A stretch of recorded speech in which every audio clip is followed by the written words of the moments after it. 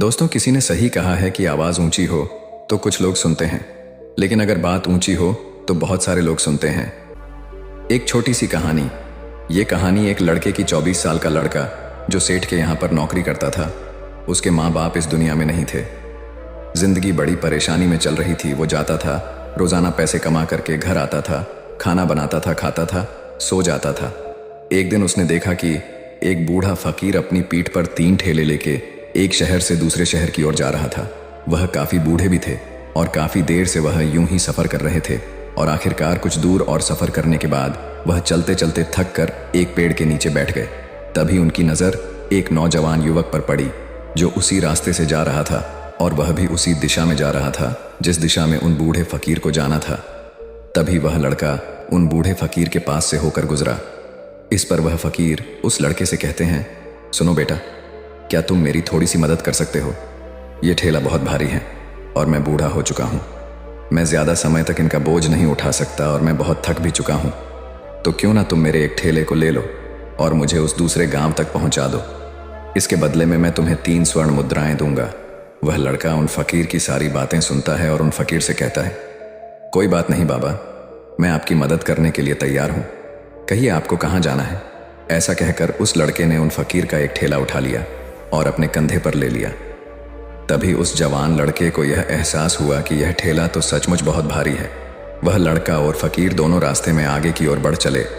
कुछ दूर आगे चलने के बाद देखते ही देखते वह गांव खत्म होने लगा और अब एक सुनसान रास्ता आगे की ओर जा रहा था। वे दोनों अपने मार्ग में मस्त होकर आगे की ओर बढ़ रहे थे। जब भीड़ से पूरी तरह से अलग हो गए तो वह लड़का उन फकीर से कहता है, बाबा, इस ठेले में आखिर ऐसा क्या रखा है जो ये ठेला इतनी वजन है? इस पर वह फकीर आदमी उस लड़के को जवाब देते हुए कहते हैं, कुछ नहीं बेटा, बस इसमें तांबे के कुछ सिक्के भरे हुए हैं, इसी कारण ये ठेले में बहुत वजन है।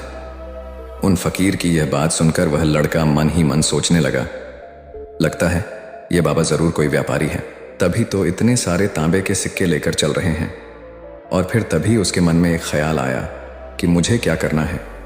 मुझे तो खाली यह ठेला दूसरे गांव तक पहुंचा है, बस इतना ही।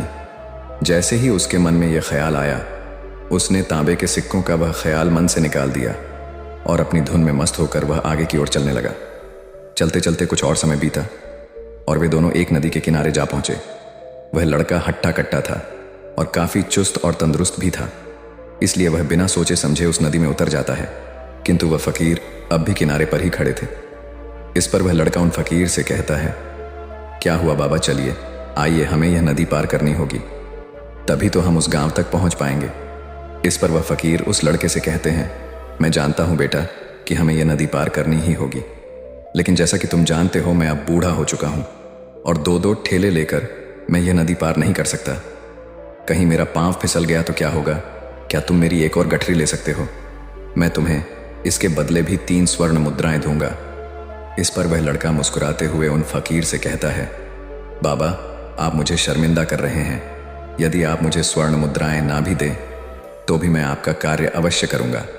मैं आपको उस दूसरे गांव तक जरूर पहुंचाऊंगा। इस पर वो फकीर मुस्कुराते हुए उस लड़के से कहते हैं, बेटा, तुम तो बड़े ही भले इंसान लगते हो।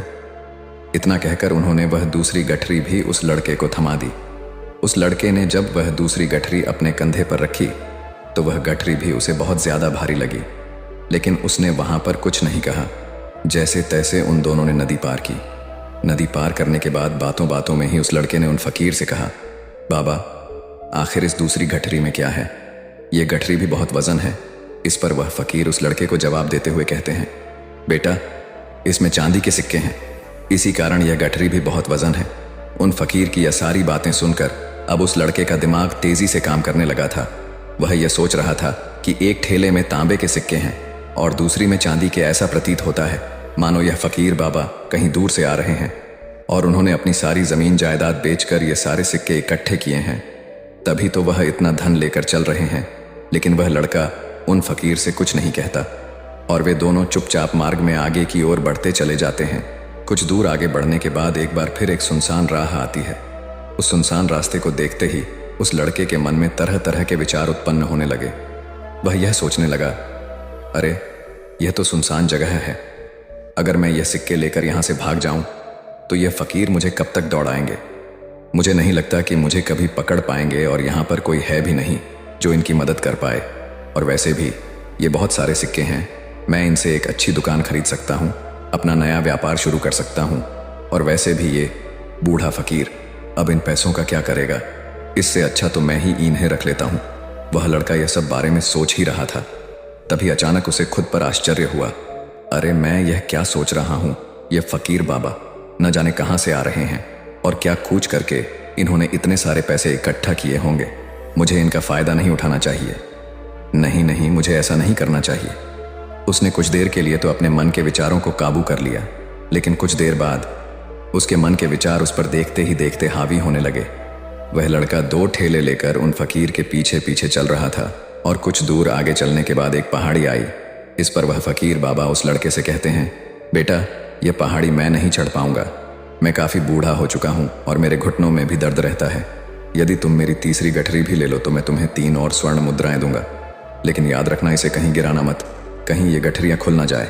इस पर वह लड़का उन फकीर से कहता है, क्यों बाबा, आखिर इसमें ऐसा क्या है?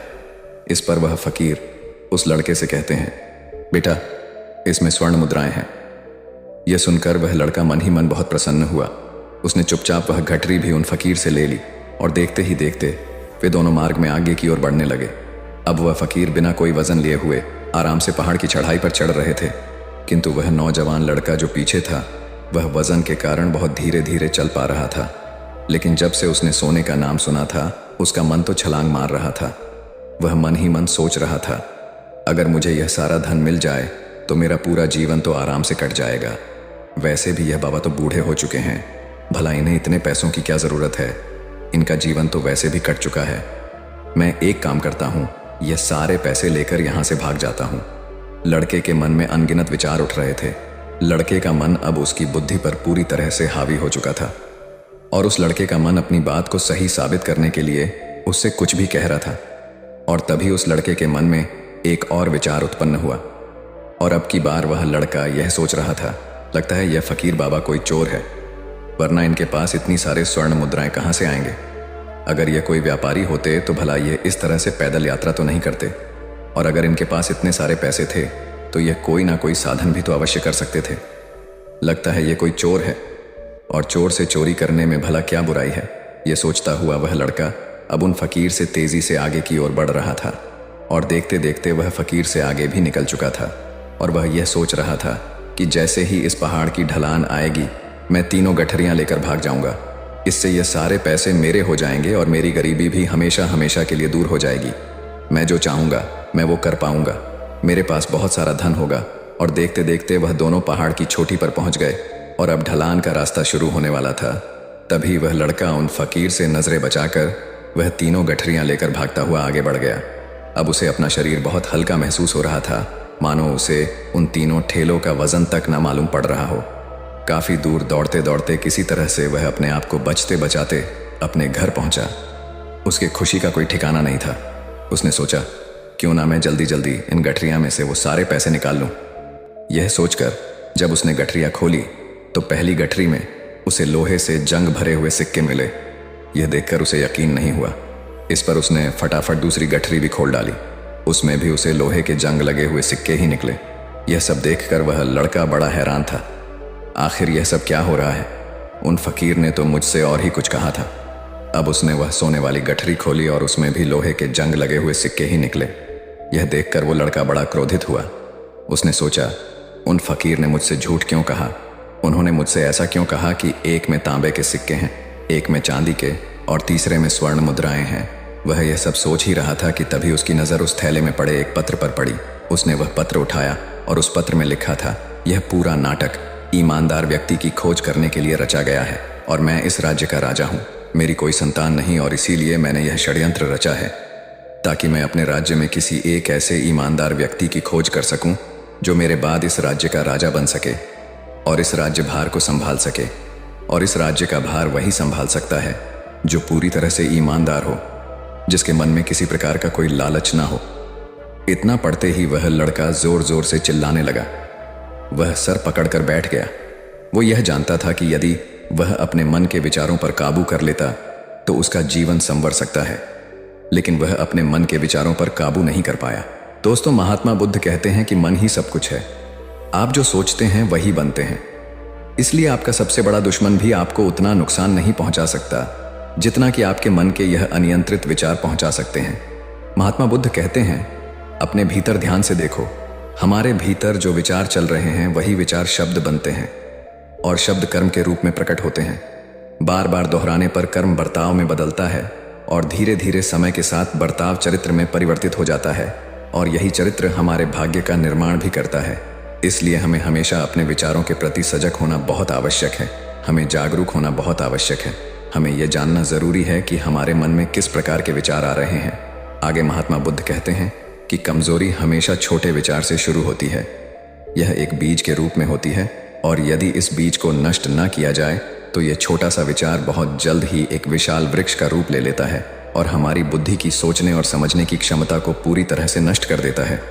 जिस प्रकार आपने इस कहानी में देखा किस प्रकार उस जवान लड़के का मन उस पर हावी हो चुका था और उसकी सही और गलत सोचने की क्षमता पूरी तरह से नष्ट हो चुकी थी, जिस कारण वह यह समझ नहीं पाया कि उसे क्या करना चाहिए, और उसके लालच ने उसके भीतर इतनी ऊर्जा भर दी कि वह तीनों ठेले उठाकर इतनी तेजी से वहां से भागता आगे भी बढ़ गया। इसीलिए जब आपके मन में पहली बार कोई गलत विचार उत्पन्न हो तभी उसे जड़ से उखाड़ देना चाहिए, अन्यथा वह विशाल वृक्ष का रूप लेगा और आपको किसी न किसी गलत राह पर वह ढकेल ही देगा। आप चाहकर भी उसे रोक नहीं पाएंगे। लेकिन अब आपके मन में यह प्रश्न उठ रहा होगा कि हम भला अपने मन के विचारों को कैसे नियंत्रित करें। हमारा मन तो इतना चंचल है, वह इतना शक्तिशाली है कि वह हम पर हावी हो ही जाता है। हम चाहकर भी उस पर नियंत्रण नहीं कर पाते। इसका जवाब में महात्मा बुद्ध हमें दो बातें समझाते हैं। पहली बात, सही इरादा विकसित करो। कई बार आपने देखा होगा कि आपके मन में कुछ और होता है किंतु आप कहते कुछ और है, क्योंकि आपके मन के भीतर जो कुछ बसा है वही आपके मुख से बाहर भी निकल रहा है। लेकिन जब हमसे वह गलती हो जाती है तो उसके बाद हमारा मस्तिष्क अच्छी तरह से काम करना शुरू कर देता है। हमारे सोचने और समझने की क्षमता एक बार फिर से जागृत हो जाती है और ऐसी अवस्था में हमें यह एहसास होता है कि हमसे गलती हो गई है और फिर हमारा मन दुखी हो जाता है। हमारा मन अफसोस से भर जाता है और इस भारीपन और दुख से बचने के लिए महात्मा बुद्ध हमें सही इरादा विकसित करने के लिए कहते हैं। इसके लिए जब भी आप कोई कार्य करने जा रहे हो तो सबसे पहले आपको यह खुद से पूछना चाहिए कि जो कुछ भी मैं करने जा रहा हूँ इसके पीछे मेरा इरादा क्या है। क्या मैं दूसरों को दुख पहुंचाना चाहता हूँ या दूसरों को नीचा दिखाने जा रहा हूँ या मुझे खुद को ऊपर उठाना है। खुद से सवाल कीजिए, खुद को जागृत कीजिए। जब आप इरादों के प्रति सचेत होने लगेंगे, जब आप विचारों के प्रति सजग होने लगेंगे, तभी आपके भीतर सकारात्मक ऊर्जा का प्रवाह होगा। तभी आप सकारात्मक इरादों से जुड़ने लगेंगे और आपके मन के भीतर बसी हुई वह नकारात्मक ऊर्जा और नकारात्मक इरादे दिन ब दिन कम होने लगेंगे। परंतु याद रहे, आपको यह हर रोज करना होगा और आपको यह हमेशा ध्यान रखना होगा कि आपको केवल अच्छा सोचना है। आपके इरादे हमेशा अच्छे होने चाहिए, तभी आप दुख और तकलीफों से बच सकते हैं। अन्यथा आप इसी तरह से दुख और तकलीफों में घिरे ही रहेंगे और आप कभी इससे निकल नहीं पाएंगे। दूसरी बात, मन के प्रति सजगता विकसित करो, जिससे आपका मन देखते देखते शांत होगा और आपके मन के भीतर बसी हुई वह नकारात्मक ऊर्जा, नकारात्मक विचार खत्म होने लगेंगे और आप शांति की ओर आगे बढ़ेंगे। और आपको इसके लिए बस इतना ही करना है कि इस पल में जो कुछ भी हो रहा है, आपकी आंखों के सामने आपके भीतर जो कुछ भी जैसा भी चल रहा है, बस उसे देखते रहना है। अपने मन के अच्छे बुरे विचार, अपनी भावनाएं और अपनी यादों पर बिना प्रतिक्रिया दिए उन्हें केवल देखते रहना है, जिससे आपके मन के सारे विचार देखते ही देखते खत्म होने लगेंगे। आपका मन खाली होने लगेगा और आप नकारात्मक विचारों से न सोच से बच सकते हैं और आप इन दुख और तकलीफों से भी दूर रह सकते हैं। इसीलिए महात्मा बुद्ध कहते हैं, जो स्वयं को देखता है वही सबसे बड़ा तपस्वी है। अर्थात जो अपने मन में चल रहे उन विचारों को बिना प्रतिक्रिया दिए हुए केवल देखता है और उन पर कोई भी प्रतिक्रिया नहीं करता, बस उन्हें देखता और समझता है, वास्तविकता में वही मन पर नियंत्रण भी कर सकता है और वही अपना जीवन सुखी और खुशहाली तौर पर जी सकता है। इसलिए यदि आप भी अपने जीवन को सुखी और खुशहाल बनाना चाहते हैं तो आपको सबसे पहले अपने मन पर नियंत्रण साधना ही होगा। अपने मन को खाली करना ही होगा। अपने मन के विचारों के प्रति आपको सजग होना ही होगा। दोस्तों, उम्मीद है कि आपने आज की इस वीडियो से ज़रूर कुछ ना कुछ सीखा होगा। तो इस वीडियो को लाइक और अपने दोस्तों के साथ शेयर भी ज़रूर कीजिएगा और हमें ऐसे ही सपोर्ट करने के लिए चैनल को सब्सक्राइब और घंटी बटन को ज़रूर दबा दीजिएगा।